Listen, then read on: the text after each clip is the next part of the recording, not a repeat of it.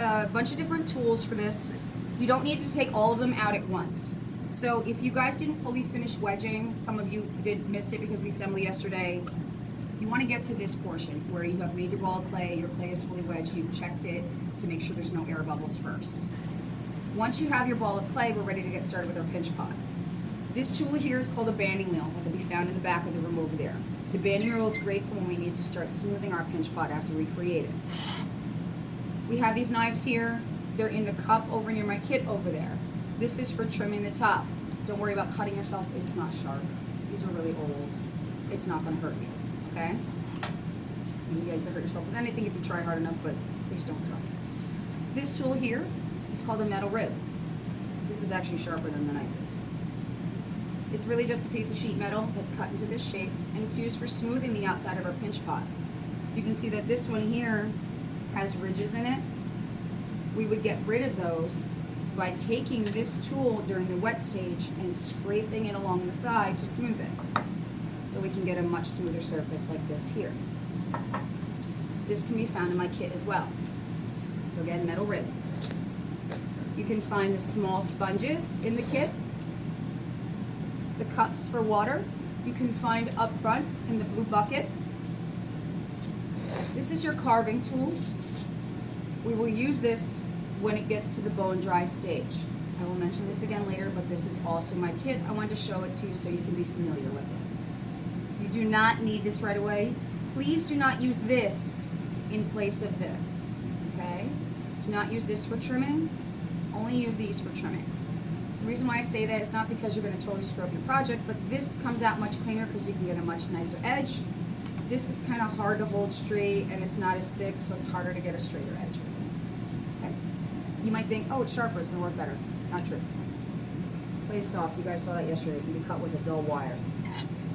Alright, so I'm just going to push these off to the side for now because we don't need them quite yet. Now we're ready to start the pinch pot process of our pinch pots. So with your pinch pot, you want to put it in your opposite hand, having your dominant hand free. Having a cup of water, you guys can share these to start, or you can get your own, that's fine. You're going to dip your right thumb in the water, and you're going to push your thumb into the clay. Now, if I'm pushing my thumb into the clay, what part of the pinch pot do you think this is going to be starting? The top. So if I push this too far, what do you think is going to happen to my pinch pot? It's going to have two holes. So where am I going to have another hole? At the bottom of my pinch pot. So be careful not to push your thumb all the way through. You can see how long your thumb is. Normally, you guys are not going to have a thumb that's long enough with the amount of clay that I gave you to poke all the way through the bottom without putting some effort into it. So I would say going about 3/4 of the way through your thumb is a good place to go. If you have longer thumbs, don't push it all the way. Go about halfway, and then you should be fine. We can always push it down farther. It's really hard to fix if you go too far. You might have to roll it up and re-wedge again. Now, along that line, if you guys really hate how your pinch pot pitches, you don't like the look of it, you can ball it up, re-wedge, and start again. But you want to make sure you spray it a bit so your clay doesn't dry out. Okay? I would only do that once or twice if you have to so you don't run late on time. So now I've opened my pinch pot. Now I'm ready to start the pinching process. So I'm literally going to take my hand like a crab claw, and I'm going to pinch all along this middle line here. Now if you've noticed, I have not put this down yet. If I put this on the table for the next step, and I start to pinch it when it's on the table, I'm going to end up with a pinch pot that's really wide and really short. That's not going to leave you a lot of room to do your carving on the outside of your pinch pot. However, if you want to do a carving on the inside of your pinch pot, on the inner side here, you can do that. That's fine. That's totally acceptable. You do not have to do it on the outside. So if you purposely want to make your pinch pot wider and shorter, pinch it on the table. But I do recommend that you pinch it in your hand first, and you can always stretch it out a little bit wider. So I'm going to, again, pinch along this middle line. My goal is to get this about 1/4 inch thick. Your brain is going to tell you when your fingers are getting a little bit too close together. You're going to be able to feel if the clay is getting a little thin. So what I want to do is pinch my fingers and my thumb together. And as I'm doing that, I'm rotating it in my hand. Again, focusing on this middle line here.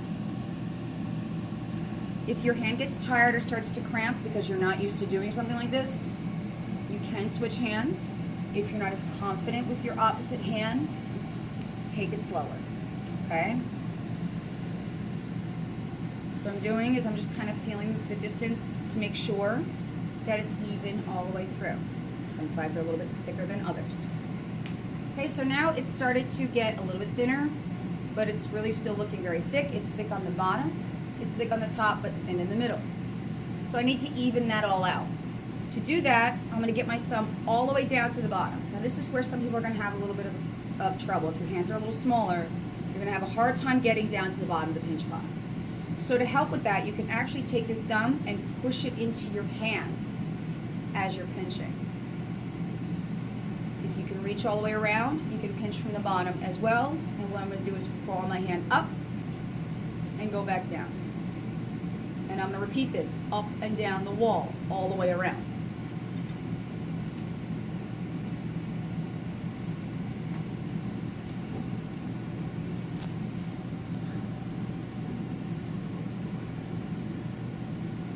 Now I haven't done this in a few weeks. I was here for some art, so my hands are getting tired already. I had to do this 5 times today, so I do have to switch hands occasionally. So you can see now I'm feeling all the way around the pot to make sure it's even. If you feel like it's getting too thin, don't keep pinching. If it's too thin, we cannot carve into it because you'll just carve through the other side.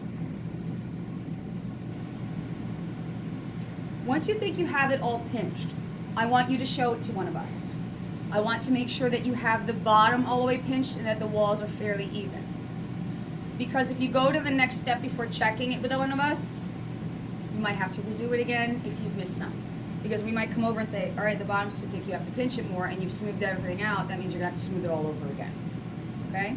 So we're also gonna be walking around the room to make sure that you guys are doing okay, but if we're busy with something else, you can bring your pinch pot right to us and have us check it. So once you've done that, you can see now that I pinched all the way to the bottom. It's fairly even, but there's a lot of fingerprints, a lot of dinks, a lot of dents. It's not even on the top.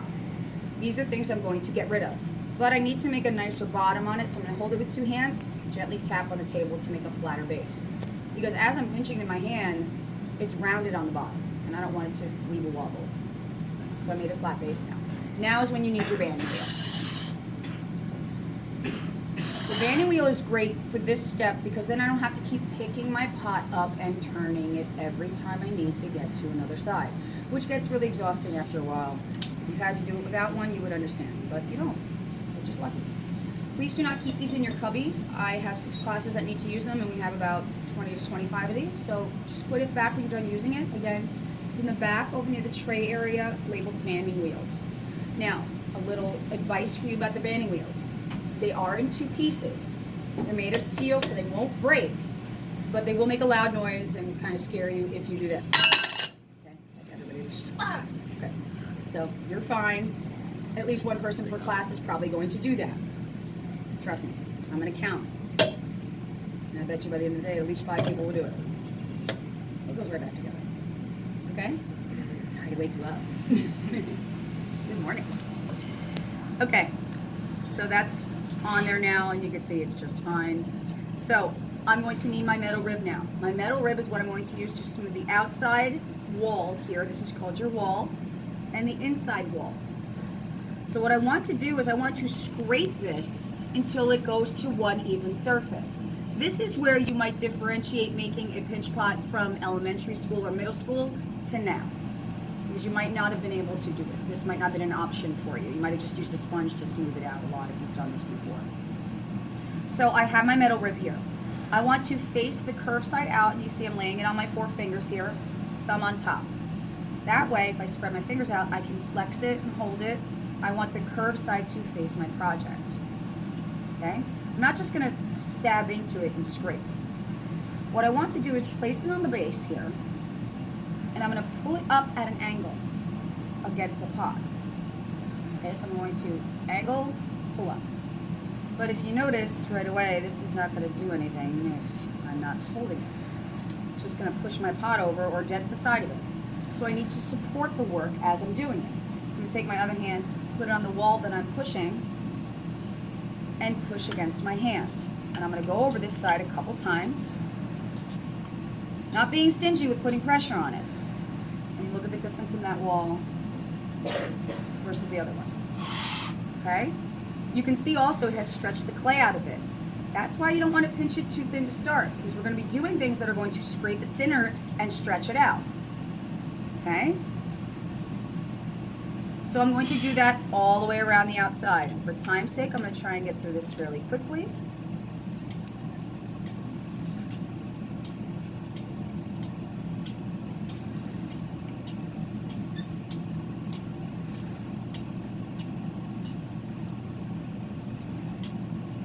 You might notice that there's some stubborn spots that won't go away. Like you can see this little dimple right here. Instead of continually scraping at it and making your wall too thin, what you can do is take one finger, place it behind that dent, push out as you scrape over, and it'll go away. Okay, what you're doing is pushing the dent out as you're scraping it, and it'll get rid of it so you don't see it. It makes it level with the rest of the surface. Has anyone in here ever spackled a hole in a wall? I know, this is asking a pretty young group. Wait, what was the question? Have you ever spackled a hole in a wall? Like if anybody's ever dented a wall, have you ever seen anybody spackle a hole I've in a done wall? that before. If you've ever seen anybody spackle a hole in a wall, this is a very similar process. They use a spackle knife and they take the spackle and they kind of just paste back and forth until it fills in and gets level. This is the same thing. So you take your spackles, paste back and forth, and then it fills in. You know, I'm kind of asking a lot of you guys. I had it very easy. Okay, anyway, so now I've smoothed the outside. A lot of that clay you're going to notice is going to end up on the bottom here. We're going to get rid of that later, so don't worry if it looks weird. But now I want to smooth the inside wall here, so not this part here. And you can imagine this is really not going to fit very well here if I go like this. So what I'm going to want to do is still hold it the same way, but tip up. Okay? And instead of scraping this way, I'm going to scrape this way. Okay? Because if I try to do this, I'm just going to break my pot. So I'm not supporting the inside now, I'm supporting the outside. Rib is not flat, it's up and down. So now my rib is going to go on the inside, and I'm going to scrape it along the wall on the inside against my hand like this. Okay? Now don't worry if this puts dents in the bottom of the pot, we'll get rid of that with a sponge. So I'm placing the rib on the inside, pulling it towards myself, and you can see I can use my banding wheel to my advantage just by turning it as I go along.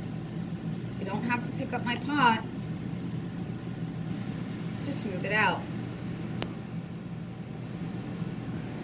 You can see that when you do this, it's going to get much more clay off. It's because we have to kind of scrape the wall a little bit more because of the angle that it's at. If you notice your wall is really, really thin, call one of us over and we might give you a rubber rib. The rubber rib doesn't take off as much surface clay, okay? But these do smooth out better. So if you have excess clay, just kind of peel it off, put it to the side for now, we'll put it in the bag at the end of class. So now, my side wall is more smooth. You might see some lines, we'll get rid of those. My outside is smooth, but the bottom is looking a little rough on the inside. This is where we're gonna take our sponge. Now, this is where a lot of people kind of mess up a little bit because they use way too much water. Remember, this is just glorified mud. If you add too much water, it's going to turn into a puddle of mud. So please be careful not to use too much water. You don't want your project to end up as a puddle of mud. So I'm going to take my sponge, dip it in the water, and then squeeze it out completely. Okay? You don't want water on this. Not water that can drip off. It should just feel lightly down. You can see that it's barely even leaving water on the table. Okay? What I'm going to do now is just take my fingers and smooth in a circular motion along the base while putting pressure, again supporting the outside. You can also bring it up the side wall to smooth it out as well. So again, utilizing the banding wheel to my advantage, I can turn it and rotate it. If I see any specific dents that are being stubborn, I can take one finger and kind of push against that and pull.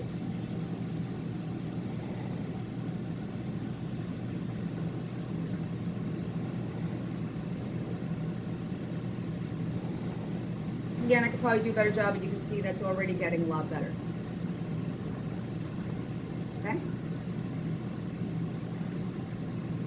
At this point now, we're ready to address the top of it. So we have our outside is smooth, our inside is smooth, but the top is not looking so good, okay?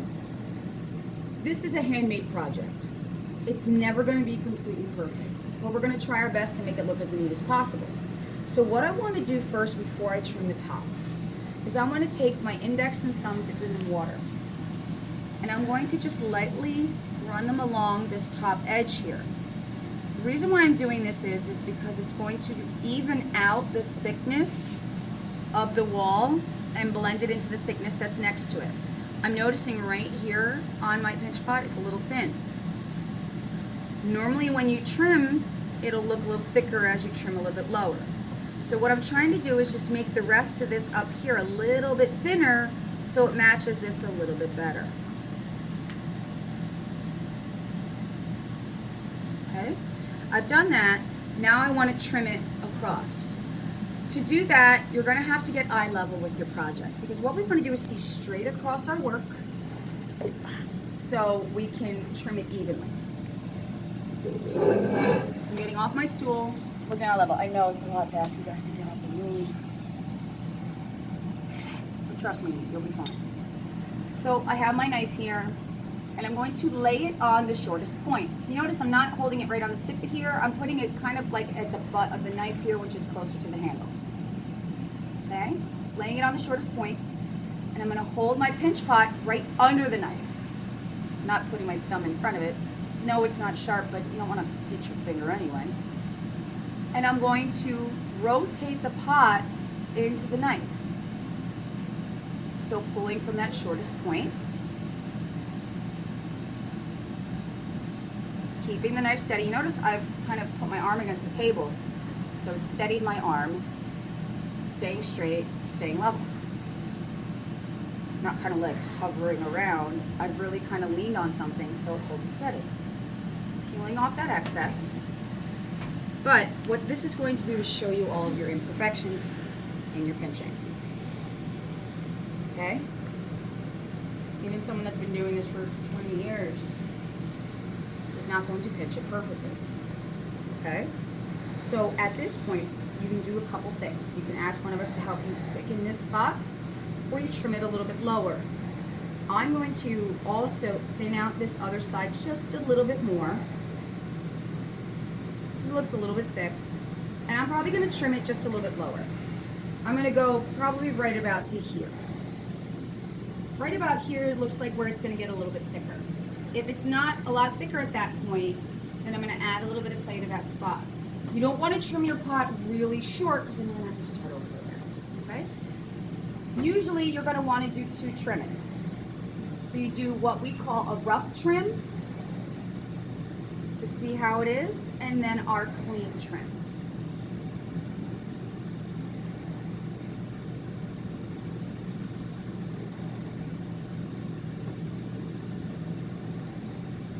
And what I'm trying to do is look straight across to see what sides are higher and what sides are lower. If they're higher on some spots, I'm going to trim it a little bit more. And now you can already see that it's starting to get more even as I'm a little bit lower. Okay? At this point, what I can do now is take my fingers and just kind of smooth along the edge here. I can also take my sponge, bring it out again, hold it right over the edge, and pull and smooth.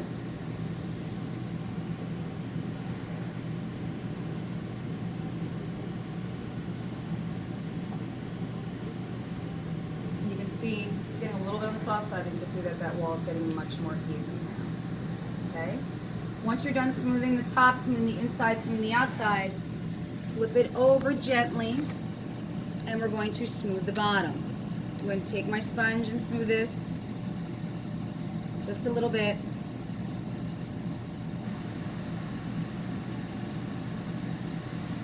So it gets rid of all that junk that was down there before. Flipping it back over, and then doing one final smooth on everything with the sponge before I start letting it dry. Now, You are going to let this dry on your tray in your cubby. Whatever position you let it dry in, that's how it's going to dry. So if your pinch pot's not round and it's kind of squished like that, not going to magically make itself rounder. You want to make sure that it's exactly how you want it to dry in your cubby. Okay? Again, there are ways that I can make this a little bit nicer by taking my time to make it a little bit more symmetrical. A way that you can check for symmetry is to get a little distance from it, step back so you can see it better. Because sometimes when you're this close to something, you can't see if it's even. Right now I see that this side's coming in more than this side, and I would probably push this side in more or push this side out a little bit. You guys see that? See how this side kind of tucks in more here? I would fix that, okay? I'm not grading you on symmetry, but we are looking to make sure your pot's all even. So that might be something that I would look at. You wouldn't lose significant points on that whatsoever, but I would like you guys to make these something you are proud of, not something you just want to toss later. Okay? That's pinch pots.